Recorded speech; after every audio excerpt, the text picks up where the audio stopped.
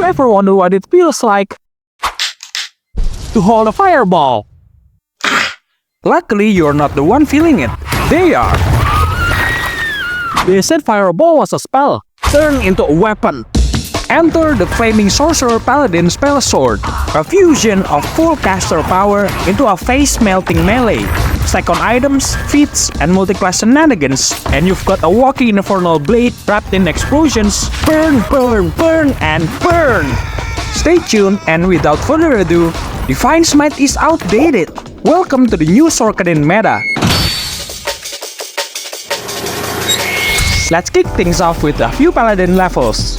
I like taking it up to level 5 for extra attack, pick up your two-handed weapon, stack defense, and heavy armor proficiency. Main reason we wanna start Paladin. And most importantly, that's when we unlock the star of the show, SMITE. You see, we all know Sorcerer Paladin is already one of the best multi-class combos in BG3. But what if we cranked the heat up and made it elemental?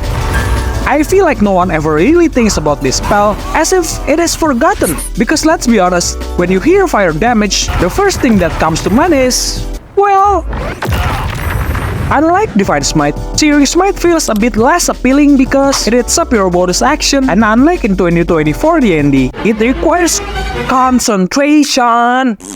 I don't mind using bonus action, but did it really have to be concentration too? Dang it! This spell could have unlocked even more burst damage potential if we could pair it with stuff like Hold Person for guaranteed crits or Haste for extra attacks. Come on, Larian, show this spell a little love, will ya? But wait, how does this weaponized fireball actually stack up? Can it really compete with the iconic 8d6 13-foot AoE fireball? That sounds tough to beat. Or even the old school Divine Smite burst that we all know and love. Alright, a quick showdown. Let's see normal Smite at 3rd level. 48 is not bad at all. How about Fireball? 8d6 and a 13-foot radius. Okay. Back to Series Smite. Yeah, that's it. That's definitely not worth it. Goodbye, and I see you on the next one. Just kidding. Stay tuned, it's gonna get way better. With that out of the way, let's grab some power-ups, shall we? We are multiclassing into, of course, Fire Draconic Sorcerer up to level 6. That bumps our spell slots up to 2 4th level and... whew, yeah, that's kinda rough. But hey, we get sorcery points and we're definitely spending those to pick up more spell slots, and it's kinda amazing, especially since we're pretty flat on resources to burn, literally. And most importantly, Elemental Affinity, which gives us a great damage boost equal to our casting modifier. The main reason we get into this multi-class. You might not realize it, but Searing Smite actually an evocation spell, which means it gloriously bumped the initial hit when you cast it. So yeah, Searing Smite and Elemental Affinity, that's our combo of the night, and it's just straight up awesome. It also has this afterburn effect when enemies take their turn, but sadly, that part doesn't get the Elemental Affinity boost. I really wish it did, cause the spell scaling kinda sucks past 3rd level. Ooh, why am I making a build with so many hurdles? But nah, let it burn on 1st and 2nd level spell slots, because we are still the great and the powerful fiery sorcerer, and we can still do Fireball! Next, we'll also need Booming Blade from Sorcerer. Remember when I said we have extra attack and Searing Smite uses your bonus action? After Searing Smite, we are feeling that extra attack gap with Booming Blade. Another reason this multiclass is a totally crazy powerhouse. The moment I realized how well this build actually clicks, my mind just exploded with pure awesomeness. Compared to normal attack or even Divine Smite to spend a spell slot, Booming Blade damage is definitely better. Plus, it actually scales with our level. And now, we've got 2 sources of after damage in a single round. Allegedly, if the enemy we are smacking actually moves. On to the last multiclass, and we are doing this like a classic D&D nerd move, a Hexblade dip for Pact of the Blade. Totally optional, but man, it just fits the theme so well. A caster who channels all their arcane power to just bong stuff. Beautiful! Are we really gonna burn all our resources in a single fight? Heck yes, but since we're limited to until 2 4th level spell slots to work with at this point, a Deep Warlock spell slot that recharges on short rest will do a wonderful job holding us together. So that sets up perfectly for the amazing Hellish Rebuke, a reaction spell you can throw down whenever you get hit to burn enemies right back. An eye for an eye, baby! Or straight up, an eye for a burn! Cause you're up front anyway, probably soaking hits like a champ, especially since the AI loves to bully someone holding concentration. The damage also benefits from elemental affinity, so if you're building around the Sorcerer subclass, consider picking up this glorious Inferno spell.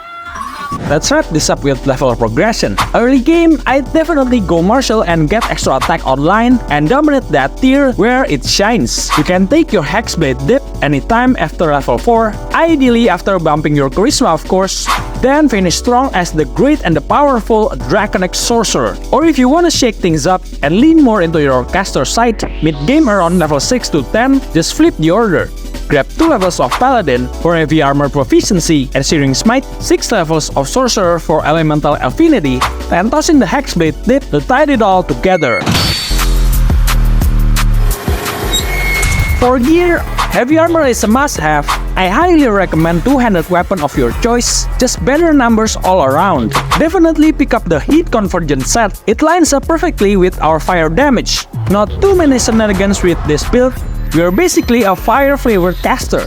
Pyro quickness if you want to double up the Searing Smite in one turn. For a charisma bump, Birthright is always solid, but my personal pick, Ring and Diadem of Arcane Synergy, synergizes so well with both Inflicted Condition, Booming Blade, and Searing Smite, adding more damage equal to casting modifier. Also synergize with Booming Blade, the Necklace of Elemental Augmentation, and the Vivacious Cloak. Set your ability scores like this. I'd say go for 16 Charisma to boost your damage and hit chance, and 16 Dex if you want better initiative. For feats, definitely bump Charisma to 18 and grab Great Weapon Master. The caveat minus attack roll kinda makes us thirsty for attack roll bonuses, but that 10 damage per hit is a total game changer. My top recommended traits, Karlach or Zerial Tiefling, are great if you want more Searing Smite and Asmodeus Tiefling for additional Hellish Rebuke.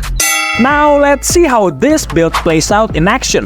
I'm equipping the Everburn Blade as an example, along with the rest of our fiery setup. We're gonna cast Searing Smite, swing Booming Blade on extra attack, and end our turn. We could sneak in a Divine Smite per hit, but nope, we're saving those spell slots for pure firepower.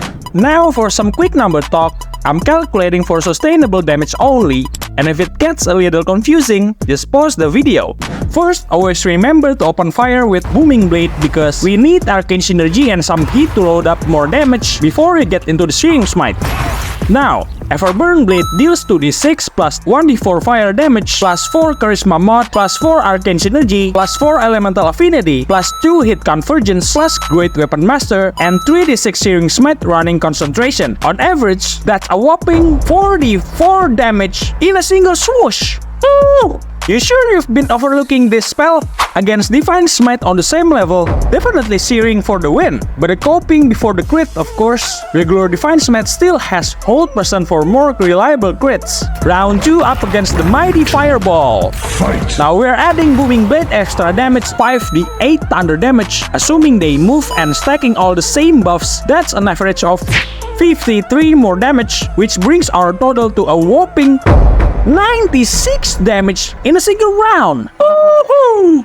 Meanwhile, Fireball clocks in around 30 damage per target. On 3rd level spell, dare I say this outshines the amazing and powerful Fireball itself? We didn't just take its crown, we dragged it off the stage in flames. And there you have it, the new Divine Infernal Sorcadin tearing through Baldur's Gate 3 like a godlike powerhouse. A wild new flavor that turned out to be surprisingly awesome, at least to me, and honestly, it competes crazy well on the damage charts against the Fireball and the Divine Smite itself. And if you're like me, the kind of player who's totally down to burn every last resource just to hit those big numbers in one glorious over-the-top round, this build definitely for you.